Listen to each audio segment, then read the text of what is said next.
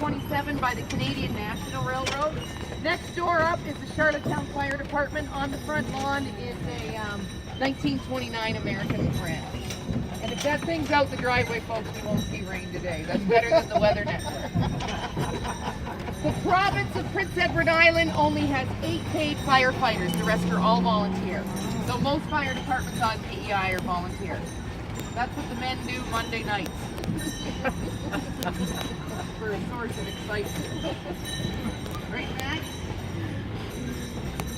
You only have 8? 8 pigs.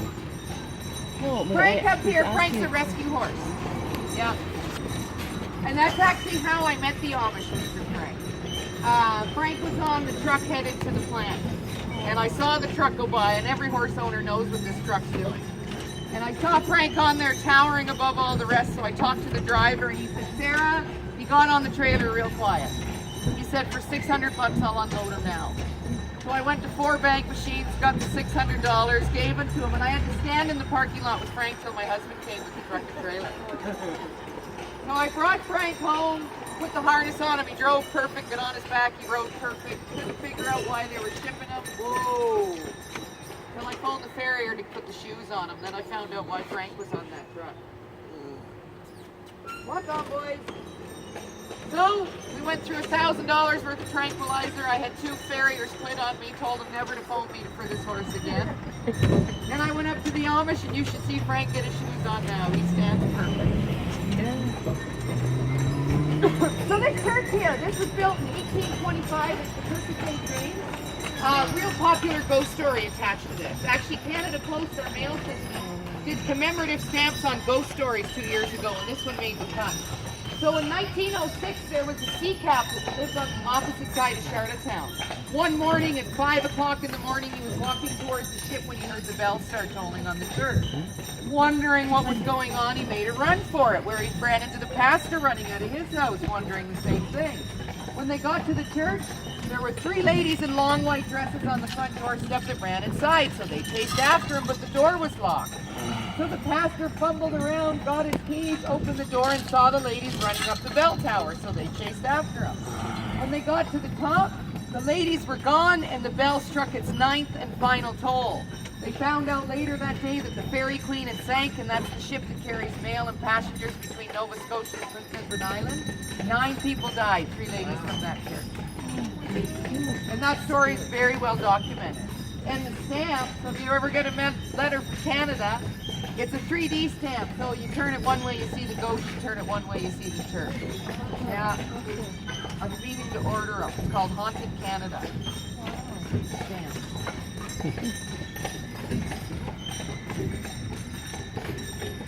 So this chapel here dates back to 1886, made out of island stone. Attached to it is the Anglican Cathedral, and that was built about 1947. Walk on, fellas.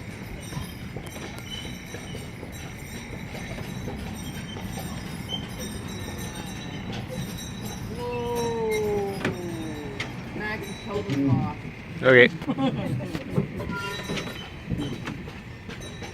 And you'll notice if I hit a pothole, Frank is really mad at Max. He thinks it's all Max's fault. So this land right here, this used to be very marshy. There was a settlement of around 100 African Americans living here from the Underground Railroad from 1803 to 1910. And the reason why they left Prince Edward Island is we treated them horribly. They all moved to Halifax and still are being treated pretty unfair. This is now all government offices. We have a pretty high unemployment rate in PEI, so there's a lot of government jobs here.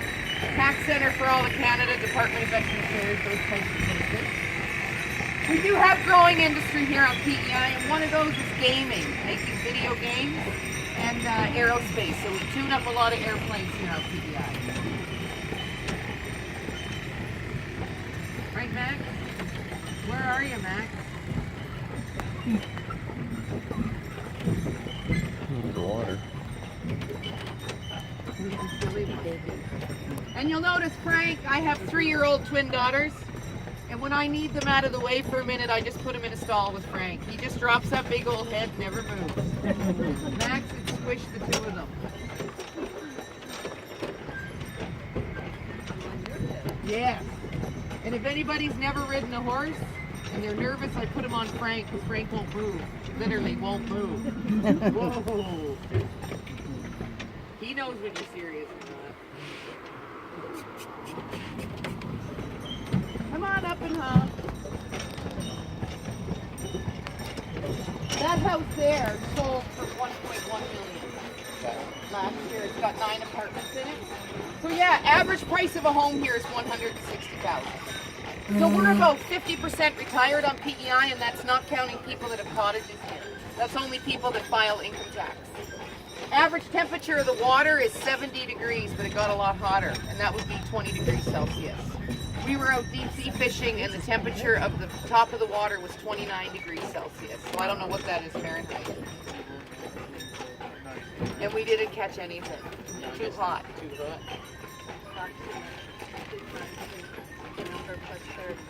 Oh wow. Okay. It doesn't work with higher level. It's close enough. Okay. All I know is -40 is -40 right across the border. That's too cold. It doesn't get that cold here in PEI. The temperature stayed just below 0. That's still cold. Well, no, I grew up in Alberta. -40 was, you know, we didn't even get a day off school. Yeah. Put your long johns on. Yeah. I remember going to school with so many clothes on, I couldn't bend my arm. A lot of snow here, though, but we get a lot of sunshine in PEI.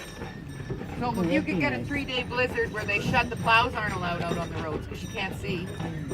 But then you'll have 3-4 days of beautiful sunshine after that while you dig out. That sucks. What do you do for 3 days to get off work? Can't get to work. Gasoline right now is about $1.31 a liter. So times that by 4.2. That's expensive, isn't it? That's I don't higher even than look at the price of gasoline. gas anymore. Yeah. I close my eyes. It's about the same right here. We're paying about $1.25. I've seen most places were. Yeah, that's not a buck I should go 31. for environmental grants because I ain't burning gas now. Canada's getting a carbon tax, so I'm going to put in for a refund. So up on this hill is the Lieutenant Governor's mansion built in 1834. Lieutenant Governor Fanning commissioned it. He was so excited he moved in way before it was finished, caught a pneumonia and passed away from it. And I am saying Lieutenant Governor. In Canada, they're appointed. It's usually someone who really helped out with arts or education or humanitarian efforts.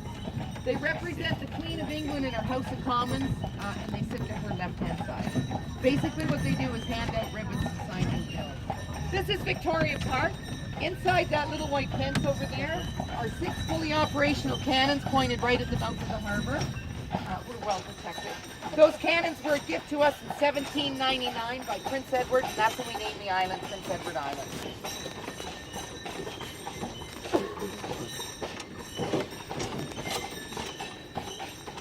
And then this house right here, this was built by James Peake, the shipbuilder. His son, when he inherited everything in 1877. He spent over $50,000 purchasing the land and putting the house up back there. First house in Charlottetown to have gas lighting, running water, and a central air furnace.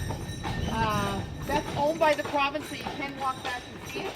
The green line on the sidewalk, if you follow that, that's the oceanfront walk. If you see the red line, that's the historical walk. And if you see the yellow line, that's bootleggers and brothels. You're in luck. So now, if you guys get lost in Charlottetown, you have no excuses. Fun indeed. You get lost in Charlottetown, God help you. So, that place that you just said was a gentleman's place, they have a yellow sidewalk there. They probably do. That house right there, the redstone is PEI, the purple stone is from New Brunswick, the sandstone is from Nova Scotia, the roof is slate, that's from Quebec. That house was an engagement present, but she said no. So they auctioned it off. The guy who built it was an accountant for the Canadian National Railroad. He was caught ordering a little bit of extra stone for the railroad station. So, she knew what she was doing.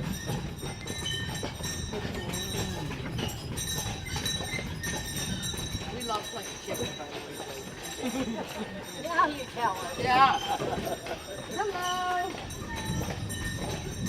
That's Frank on your side. This house here was built by an American loyalist in about 1803. So when the United States went independent, he moved up here to remain loyal to the crown and later became a lieutenant governor of PEI.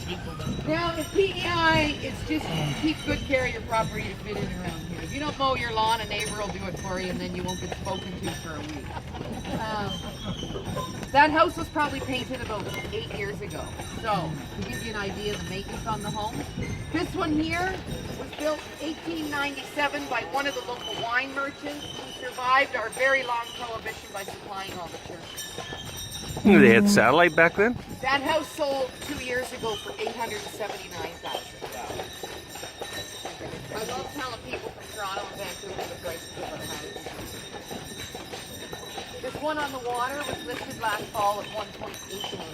Now the homes on this street, they own that oceanfront, so that is their beach. This is probably the most expensive real estate right here on this one. Yeah, no wonder why. This one was built in 1937 by a retiring lieutenant governor, and he built it as a miniature replica to the lieutenant governor's name.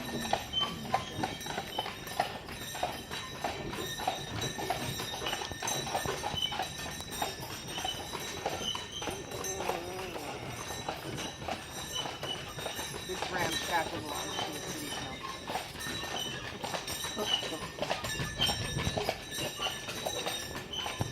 Come on over, Nico. Swing your haw, boys. Hello. That opening there is the only way in and out of the Charlottetown Harbor. The clearing over there is where the French originally settled, and just at the mouth of that clearing is 2 lighthouses. And those lighthouses will guide the cruise ship out. You line them up so you can only see one, and that's the channel to get out of the harbor. Real strict historical laws on any of the homes in downtown Charlottetown. I only know of one steel roof and one not clapboard side. This one sold for $500,000. Because you're tourists, we don't show you the ghetto.